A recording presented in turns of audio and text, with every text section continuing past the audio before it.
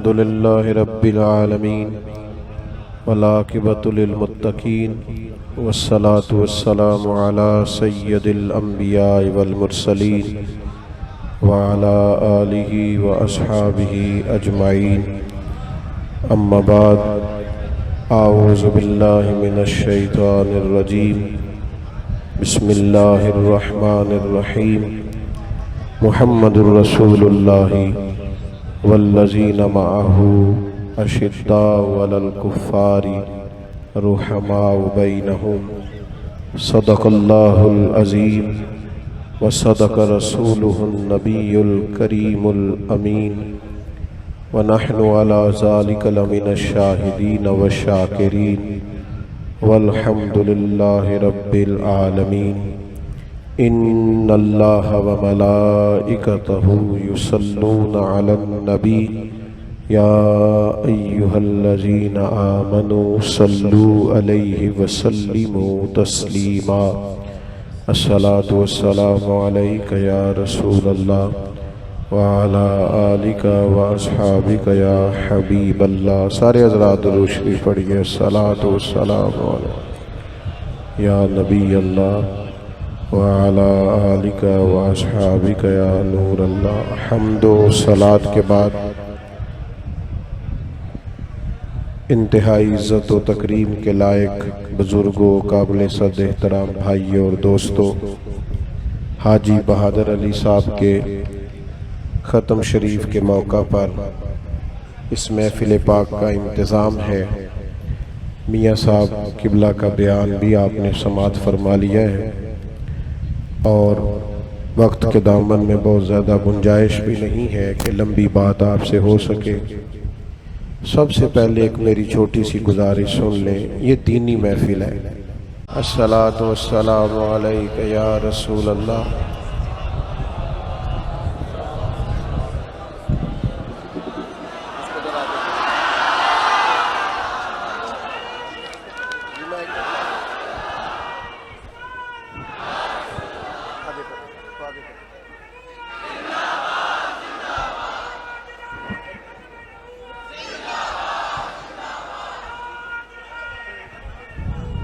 اب موبائل نیچے کریں. اب موبائل نیچے کریں نا، جیب میں رکھیں تاکہ اب پیچھے کو تکلیف نہ ہو، جیسے ہم نے آپ کے لیے آسانی کی. اب چند ایک باتیں کرنی ہیں. آپ نے محبت سے میری بات پر توجہ کرنی ہے تاکہ میں گزارشات کر سکوں. میرے ذہن میں تو کچھ اور عنوان تھا، لیکن یہاں اعلان کیا گیا سیدنا فاروق اعظم کے لیے، تو حضرت عمر کا ذکر کرنا تو ہمارے ایمان کا حصہ ہے. آج ویسے بھی یکم محرم ہے، یوم شہادت ہے سیدنا فاروق اعظم کا. زیادہ بات نہیں کرنی. سب سے پہلے تو یہ سمجھ لیں کہ قرآن مجید نے فرمایا ہے کہ محمد الرسول اللہ، محمد صلی اللہ تعالی علیہ وسلم اللہ کے رسول ہیں، اور ان کے ساتھ والے صحابہ اور اہل بیت کی تعریف کیا ہے. تو قرآن مجید کی نص یہ بتاتی ہے کہ والذین معہ اشداء علی الکفار رحماء بینہم. فرمایا جو ان کے ساتھ ہے نا وہ کافروں پر سخت ہیں پر آپس میں بڑے مہربان ہیں. قرآن مجید فرماتا ہے وہ آپس میں نرم دل ہیں، رحم کرنے والے ہیں. تو میرا خیال ہے تاریخ جاننے سے بہتر اللہ کا قرآن پڑھنا نہیں. جب اللہ کا قرآن فرماتا ہے کہ رحماء بینہم، وہ آپس میں بڑے مہربان ہیں، کتاب کو تھامو. اور قرآن مجید کی جو نص ہے وہ ہمارے لیے زیادہ درجہ رکھتی ہے اس لحاظ سے بھی کہ قرآن مجید اللہ تبارک و تعالیٰ کی وہ لا ریب کتاب ہے کہ بہرحال جس کا پڑھنا اور سمجھنا مسلمان کے لیے زیادہ ضروری ہے. تو صحابہ آپس میں بڑے مہربان تھے، ایک دوسرے پر شفقت کرنے والے تھے، محبت کرنے والے تھے. یہ قرآن مجید کا فیصلہ ہے. لہٰذا کسی تاریخ میں اور کوئی بھی خطیب جو اپنی تقریر چمکانے کے لیے کوئی ایسی بات کرے اس کی بات میں آنے کی ضرورت نہیں. اللہ کے قرآن نے کہا وہ سخت ضرور تھے پر کافروں پر، مہربان تھے اپنوں پر. جہاں تک تعلق ہے حضرت عمر فاروق کا، تو حضرت عمر فاروق رضی اللہ تعالیٰ عنہ اس عظیم شخصیت کا نام ہے جن کے لیے اللہ کے محبوب نے دعا مانگی اللہ تعالیٰ سے کہ اللہ ہمیں عمر ابن خطاب عطا فرما۔ انسان کی نا ایک ذاتی شخصیت بھی ہوتی ہے، اس کی جو ذاتی شخصیت ہوتی ہے وہ اس کے مشن پر بھی غالب آتی ہے۔ یعنی اگر آپ کی طبیعت ہی غصے والی ہے تو آپ جہاں بھی ہیں آپ کے دائیں بائیں لوگ پریشان ہیں، آپ کو غصہ ہی بڑا آتا ہے،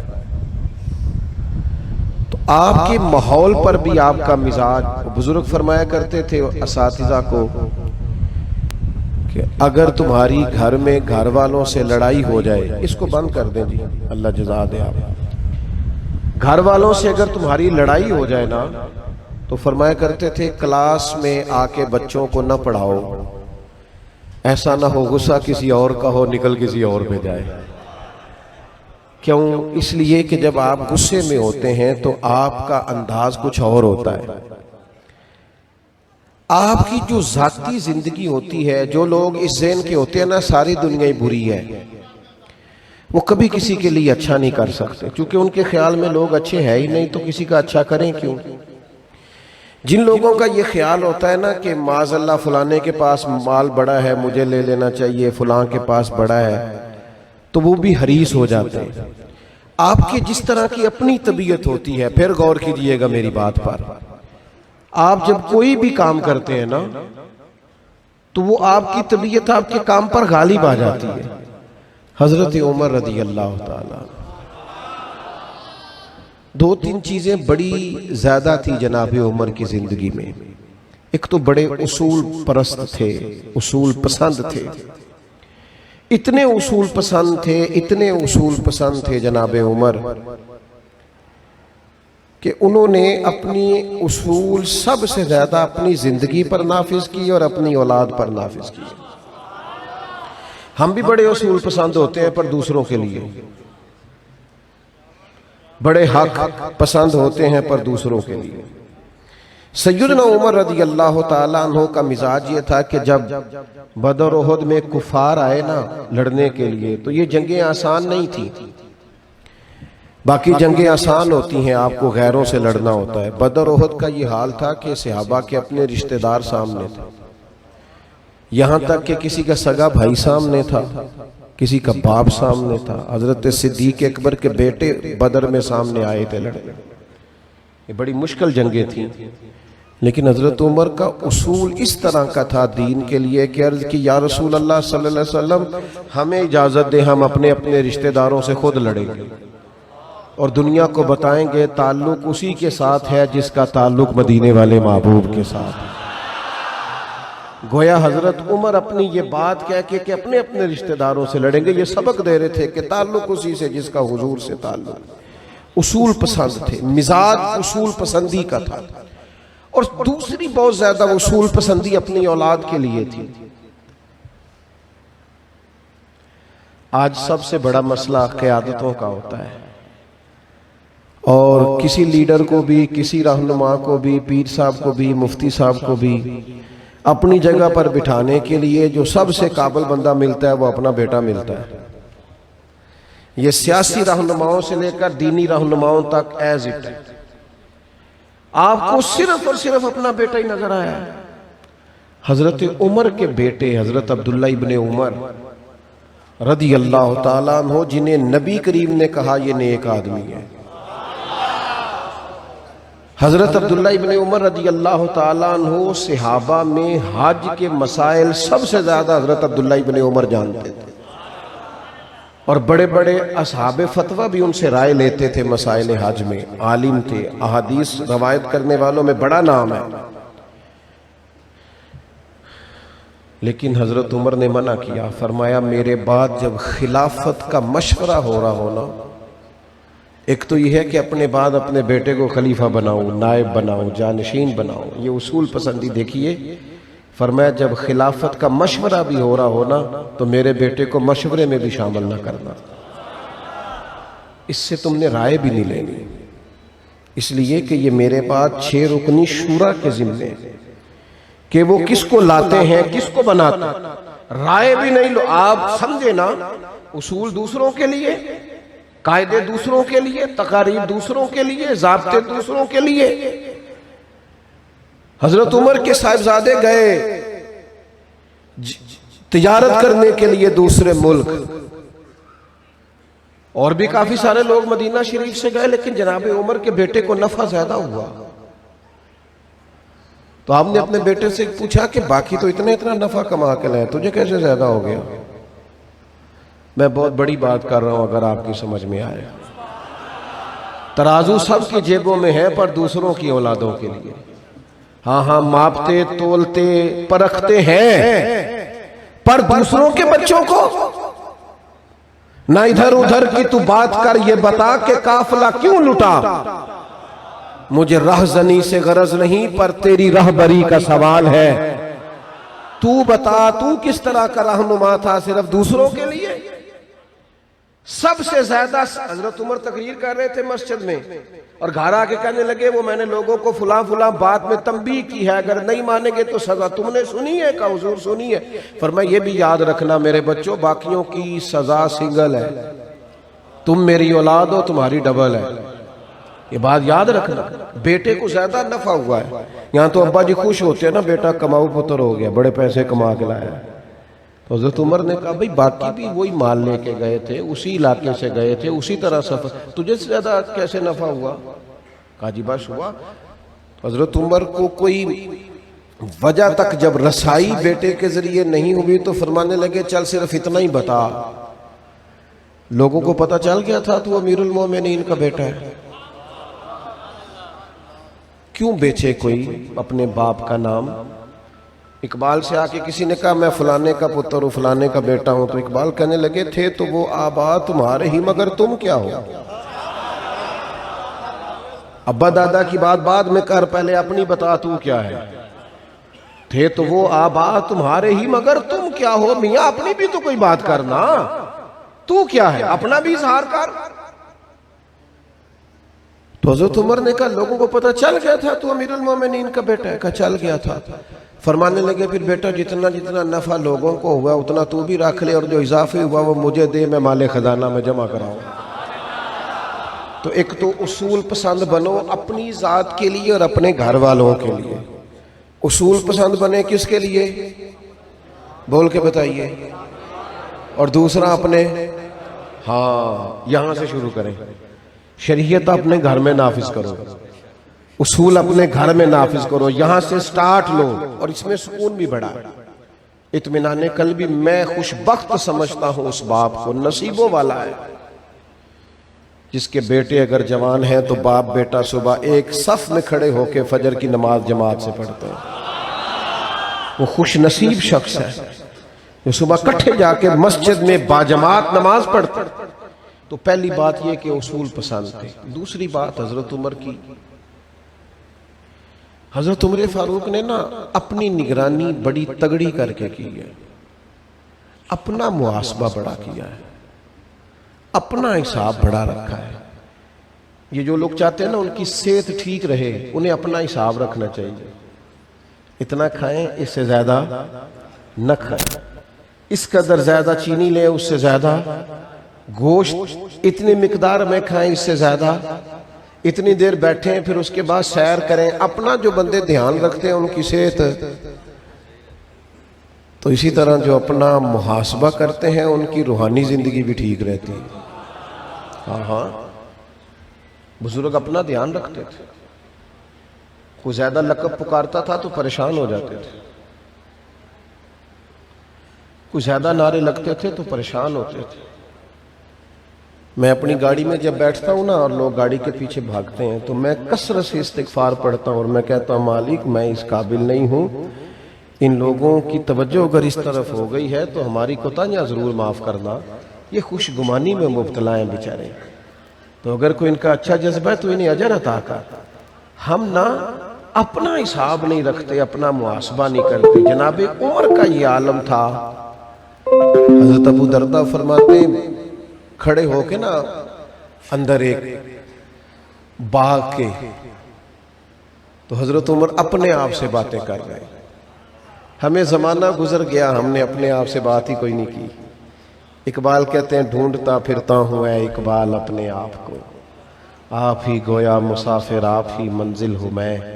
اپنے آپ سے حضرت عمر باتیں کر رہے ہیں۔ او سنگیو، او آؤ یار اپنے آپ سے باتیں کریں۔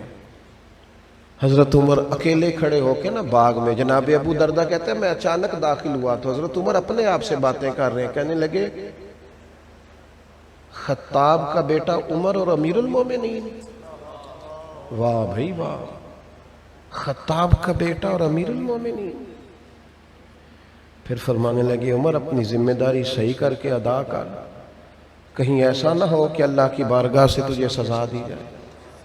اپنا محاسبہ اپنا امام کشیری کہتے ہیں ایک دن گٹھا اٹھا کے لکڑیوں کا سر پہ عمر گزر رہے تھے، لوگوں نے پوچھا کسی اور سے کیوں نہیں کہا؟ فرمانے لگے بچے بھی ہیں اور فرما بردار بھی ہیں، غلام بھی ہیں اور فرما بردار بھی ہیں، لیکن میرا نا نفس تھوڑا بڑا ہو گیا تھا، اسے ذرا سمجھا رہا ہوں، اسے تھوڑا سمجھا رہا ہوں، اپنے آپ سے ذرا خود کلامی کر رہا ہوں ذرا۔ ہم تو خود آگاہی سے بڑی دور ہے میرے بھائی، ہم یہ اوہو نعرے، یہ تصویریں، یہ 10 لوگ مجھے جانتے ہیں، کونے سے کسی سے میرا نام پوچھ لینا، شکر ہے جی اللہ دا، اللہ نے بڑی عزت دیتی، خود ہی اپنی تعریفیں آپ اپنے منہ سے خود ہی میاں بٹو جی بڑا کرم ہے جی اللہ کا جی، بس جی اب بڑی بات ہے جی، فرما بردار تھا میں، ابا جی کا بھی بڑا ہی، بچوں کی بھی بڑی خدمت کی، پڑوسیوں سے۔ آپ کیوں کہہ رہے ہیں؟ خوشبو بتایا نہیں کرتی، خوشبو تو آیا کرتی ہے۔ آپ کو کہنا کیوں پڑا؟ آپ کو بتانا کیوں پڑا؟ آپ یہ کیا مجبوری بن گئی؟ اب کوئی تعریف نہیں کر رہا تو خود سے اپنی شروع کر دی، چھوڑ دیں، یہ کمزور لوگوں کی علامت ہے۔ طاقتور لوگ کبھی بھی اپنی ذات کا بت بنا کے اس کے پیچھے نہیں بھاگا کرتے، خدا مجھے ایسی خدائی نہ دے کہ اپنے سوا کچھ دکھائی نہ دے۔ حضرت فاروق اعظم نے اپنے اوپر کڑی نگرانی کی، اپنے اوپر ساری زندگی گزر گئی، دوسروں کا حساب کرتے، تھوڑا اپنا بھی کر۔ ساری زندگی گزر گئی، آپ تو یہاں بستے ہیں حضرت بابا صاحب کے علاقے میں، تو بابا صاحب کہتے تھے دل کرتا ہے اس بستی سے تھوڑا دور جاؤں جہاں کوئی مجھے پہچانے نہ، میری دست بوسی نہ کرے، میرے پیچھے نہ بھاگے، اٹھ نہ بھلیا۔ درد دیکھو اس کے پیچھے کتنا ہے، اٹھ بھلیا او چلو تھے وسیے جتھے وس دے سارے انے، نہ کوئی ساڈی ذات پچھانے نہ کوئی سانو منے، چل وہاں چلتے۔ تو ایک تو یہ کہ اصول پسند تھے، اور دوسری بات یہ تھی ان کی طبیعت میں جس چیز کا غلبہ تھا وہ یہ تھا کہ وہ اپنا حساب کرتے تھے۔ ہم اپنے آپ کو بے حد کر لیتے ہیں، ہماری کوئی نہ کوئی شان، ہر بندے کی کوئی نہ کوئی شان ہے، اور وہ اپنی شان بتاتا پھرتا ہے۔ وہ کہتا ہے جناب فلانے کے بھی تو حقوق ہے نا، فلانے کے بھی تو حقوق ہے نا، فلانے کے بھی تو حقوق ہے نا، فلان جگہ یہ بھی تو کہتا ہے نا۔ میں ائمہ مساجد کے حقوق بیان کرتا رہتا ہوں، علماء کی بات کرتا ہوں، لیکن میں کہتا ہوں اتنا کمزور ہو کہ عالم کی بات نہ کرو کہ محسوس لگے کہ وہ بڑا کوئی طبقے کا کمزور آدمی ہے۔ بات ضرور کریں حقوق کی، پر سطح سے نیچے نہ اتریں۔ اللہ نے عالم دین کو بڑا وقار عطا فرمایا، بڑی شان عطا کی۔ والد صاحب یہ کہیں کہ ماں باپ کے بڑے حقوق ہیں، پر اتنا کمزور ہو کر کبھی بات نہ کریں۔ حقوق لیے جاتے ہیں، حقوق کی خیرات نہیں مانگی جاتی۔ کمزور نہ کریں اپنے آپ، تو اپنا محاسبہ کرنا ہے۔ ہم نے اپنے آپ سے گفتگو کرنی، ہم نے تھوڑا سا تزکیہ کی طرف بڑھنا ہے اور اصولوں کو اپنے اوپر اپلائی کرنا ہے۔ تیسری بات آپ کو حضرت عمر میں بڑی ملے گی، وہ یہ تھی کہ طبیعت میں بلا کی سادگی، بلا کی۔ یہاں نا ہمارا یہ ماحول ہے کہ ایک طرف کچھ لوگ بیچارے فون کرتے ہیں، دوستوں کو بتاتے ہیں کہ یار بل بڑا آ گیا، جمع کرانے کو پیسے کوئی نہیں، اگر میری فلاں چیز بک جائے نا تو میں چلیں اس سے ہی نبردازماں ہو لوں۔ ایک طرف غریبی کا یہ حال ہے، اور دوسری طرف ہمارا حال یہ ہے کہ لوگ نئے ماڈل کی گاڑی نئے لینے کے لیے 4-5 لاکھ روپیہ، جلدی گاڑی لینے کے لیے 4-5 لاکھ روپے اضافی جمع کراتے ہیں کہ نہیں؟ آپ اس ملک میں رہتے ہیں جہاں لوگوں کو روٹی بھی نہیں ملتی شام کی، لیکن دوسری تصویر کا رخ یہ ہے کہ نئے ماڈل کا موبائل مارکیٹ میں آئے تو شارٹ ہو جاتا ہے۔ معنی کیا ہے کہ گندم امیر شہر کی ہوتی رہی خراب اور بچی کسی فقیر کی فاقے سے مر گئی۔ ہم نا اس منظر سے دور ہیں۔ جب تک امیر لوگ اپنی طبیعت میں سادگی نہیں لاتے، مالدار سادگی نہیں لاتے، امیر وزیر کبیر، چلو ناراض نہ ہونا پیر، اپنی طبیعت میں سادگی نہیں لاتے اور وہ اس طرز کو نہیں اپناتے جو طرز سیدنا عمر نے ہمیں عطا فرمائی ہے اور حضور کے جمیع صحابہ اور اہل بیت نے دی ہے۔ مزاجوں میں سادگی نہیں، بالکل نہیں۔ آپ لوگوں کا لاؤ لشکر تو دیکھیں، آنا جانا تو دیکھیں، اٹھنا بیٹھنا تو دیکھیں۔ حضرت عمر کے زمانے میں وسعت آ گئی تھی، کوئی ایسی بظاہر بڑی غربت نہیں تھی، وسعت آ گئی تھی۔ اتنا مال آتا تھا بحرین سے آیا کہ بڑے قد والا آدمی بھی اس مال کے پیچھے چھپ رہا تھا۔ سارا کچھ آیا، 50 ہزار دینار بدریوں کو ایک ایک وقت میں مال غنیمت میں سے حصہ ملا۔ لیکن مال آنا اور ہے، دل میں بسانا اور ہے۔ اور ایک اور بات بھی آپ سے عرض کروں، کبھی بھی روب آدمی کے کپڑوں کا نہیں ہوتا، روب جب بھی ہوتا ہے اس کے کردار کا ہی ہوتا ہے۔ آپ 6 کروڑ کے گھر میں رہتے ہو، 1.5 کروڑ کی گاڑی میں بیٹھتے ہو اور پیسہ اگر ٹھیک نہ ہو تو لوگ دروازے پہ کھڑے ہو کے کہہ دیتے ہیں 2 نمبر مال ہے، کہتے ہیں لوگ۔ اور چھوٹا سا افسر ہو، ٹوٹی ہوئی کرسی پہ بیٹھا ہو، پرانا ٹیبل ہو، لیکن اس کے دفتر کے باہر کھڑے ہو کے سیاںا بندہ بھی کہہ رہا ہوتا ہے کہ یار بندہ بڑا اصول پسند ہے، نہ معاذ اللہ رشوت لیتا ہے، نہ سفارش ہوتا ہے۔ لوگوں کی ٹانگیں کانپ رہی ہوتی ہیں اندر جاتے ہیں۔ یاد رکھنا، کردار آپ کا مضبوط ہو نا، کردار، تو کپڑے سادے بھی ہوں تو گزارا ہوتا ہے، گھر سادہ بھی ہو تو گزارا۔ تو اصل نعمت تو کردار ہے۔ میں نے جیسے کہا تھا باتوں کو زیادہ طویل نہیں کرنا، جلدی سمیٹ دوں گا۔ حضرت عمر نے زندگی ساری سادگی میں گزاری۔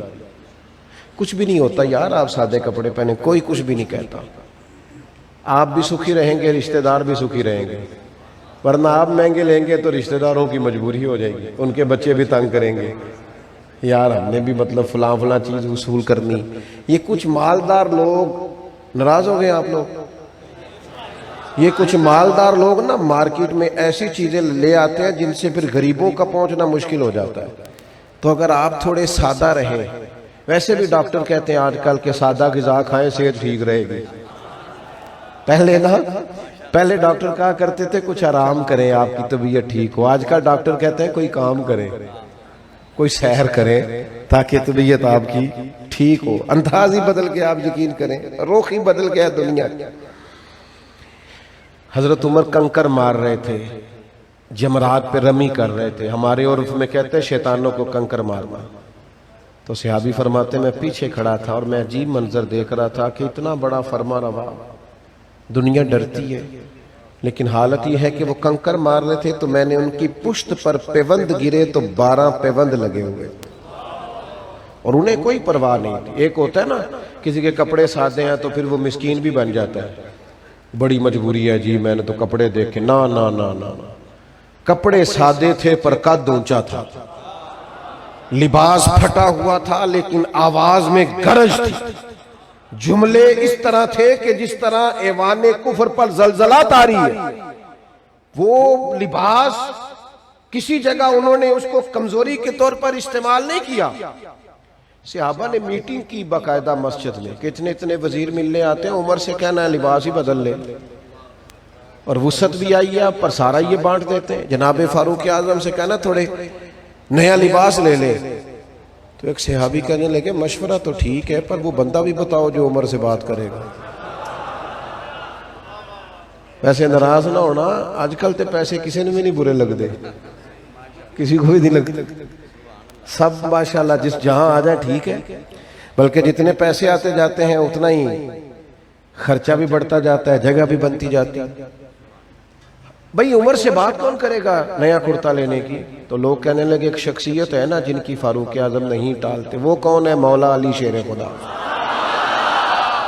حضرت مولا کائنات سے کہا آپ کہیے نا جناب عمر سے، تو حضرت علی نے کہا بھئی بات بھی تمہاری ٹھیک ہے، کہنا بھی چاہیے، پر میں عمر کو جانتا ہوں، یہ بات میں نے بھی کوئی نہیں کہنی۔ دیکھو تو صحیح کہلانا کیا ہے کہ ذرا لباس مہنگا پہن لیں۔ بات چلتے چلتے حضرت مولا علی کے مشورے سے سیدہ عائشہ تک پہنچی، انہوں نے بلا لیا، حضرت عمر حاضر ہو گئے۔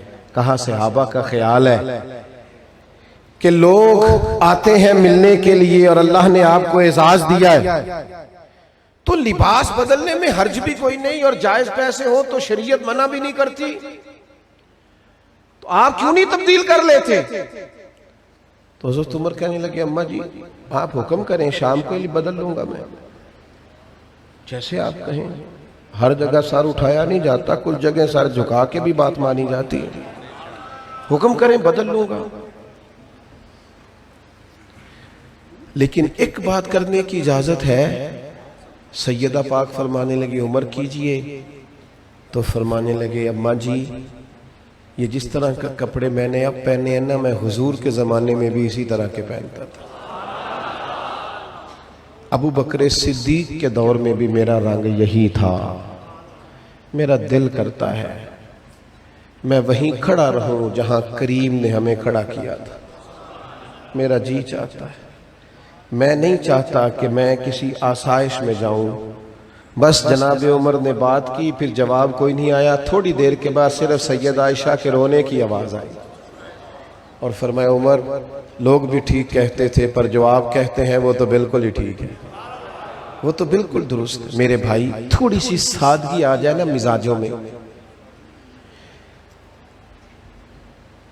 ایک مصر کے ادیب ہیں، انہوں نے بڑی خوبصورت بات لکھی ہے سمجھانے کے لیے۔ وہ کہتے ہیں کہ میرے ایک دوست تھے، تو میں اچانک ان سے ملنے کے لیے گیا تو ان کے پیٹ میں بڑی تکلیف تھی، تو میں جب پہنچا تو وہ بڑے بے چین تھے، بے قرار تھے۔ میں نے کہا کیا ہوا؟ کہنے لگے یار کھانا مزیدار تھا، ذرا زیادہ کھا بیٹھا ہوں، تکلیف ہے۔ کہتے میں نے ڈاکٹر کو بلایا اور میں ان کی دوائی کا بندوبست کیا، کچھ اللہ تعالیٰ نے اس حکیم طبیب کے مشورے سے دوا سے انہیں افاقہ ہوا، تو واپس لوٹا تو اپنے علاقے کے قریب سے گزرنے لگا تو ایک جگہ پہ چند لوگ جمع تھے اور پریشان تھے، تو پوچھا کیا ہوا؟ کہا غریبوں کی بستی ہے۔ میں اتر گیا تو جا کے دیکھا تو ایک شخص پیٹ کی درد میں شدید مبتلا، تو کہا تو میں نے پوچھا کیا ہوا؟ تو کہا اس نے 3-4 دن سے روٹی نہیں کھائی، بیچارہ غریب ہے۔ تو دانشور کہتے ہیں کہ اسے بھی میں نے، چونکہ میرے جاننے والے تھے کافی سارے ڈاکٹر حضرات، سمجھ لے زیادہ حکیم، تو میں نے بلایا، ان کو بھی دوائی کھلائی۔ لیکن جب میں گھر لوٹا تو میں سوچنے لگا کہ وہ جو زیادہ کھا کے بیمار ہوا ہے، وہ اگر تھوڑی مناسب کھا لیتا تو یہ بیچارہ جو بھوک سے بیمار ہو گیا یہ تو بچ جاتا، اور پیٹ درد دونوں کی ٹھیک ہو جاتی، اس کی بھی ٹھیک ہو جاتی اور اس کی بھی ٹھیک ہو جاتی۔ ہمارا یہ مسئلہ ہے کہ جب ہم پہلے لوگ بات کرتے ہیں غریبوں کی، مسکینوں کی، لیکن جب ان کے پاس مال آتا ہے پھر وہ کہتے ہیں غریب سیانے ہی نہیں، محنت ہی نہیں کرتے، ان کو محنت کرنی چاہیے، جد و جہد کرنی چاہیے، یہ عقل مند ہی نہیں ہوتے۔ وہ بھئی غریب تو سیانے ہوتے ہی نہیں، کیونکہ جدے کر دانے، عقل کے لیے بھی تو پیسوں کی ضرورت ہے نا، تو وہ آئیں گے تو پھر یہ عقل آئے گی نا، گاڑی ہوگی تو چلانے کا طریقہ بھی آ جائے گا۔ آخری گزارش آپ کی خدمت میں یہ کرنی ہے میرے بھائی، 1 محرم ہے، حضرت عمر کا یوم شہادت ہے، میری ایک دیرینہ خواہش ہے آپ کی خدمت میں بھی وہ بات عرض کرتا ہوں۔ حضرت عمر نے نا زندگی گزاری قوم کی فلاح و بہبود کے لیے۔ کس کو نہیں پتا، اس مجمع میں چھوٹا بچہ بھی ایسا نہیں ہوگا جسے پتا نہ ہو کہ حضرت عمر چہرے پہ نقاب ڈال کے لوگوں کی خبرگیری کرتے، سب کو پتا ہے؟ بولیے، بولتے نہیں، آپ ناراض ہیں؟ کہے الحمدللہ پتا ہے۔ چلیں انشاءاللہ سٹیج والوں نے بھی بولنا ہے انشاءاللہ، وہ بھی سب کے ساتھ ہی ہیں، جمہوری ملک علیحدہ نہیں، پتہ ہے سب کو جی۔ تو حضرت عمر نے یہ کہا تھا یہ کام صرف حکمران نے کرنا ہے، دوسرا کوئی نہ کرے، کہا تھا؟ بولیے، خیر خواہی صرف حکمران کرے گا، دوسرا کوئی نہیں کرے گا.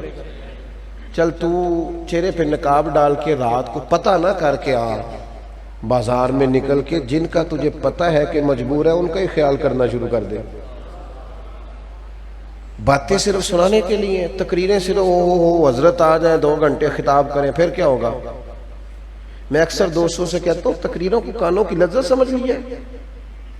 اتنا بڑا مجمع ہے، وہ کہاں تک ماشاءاللہ پیار سے لوگ آئے.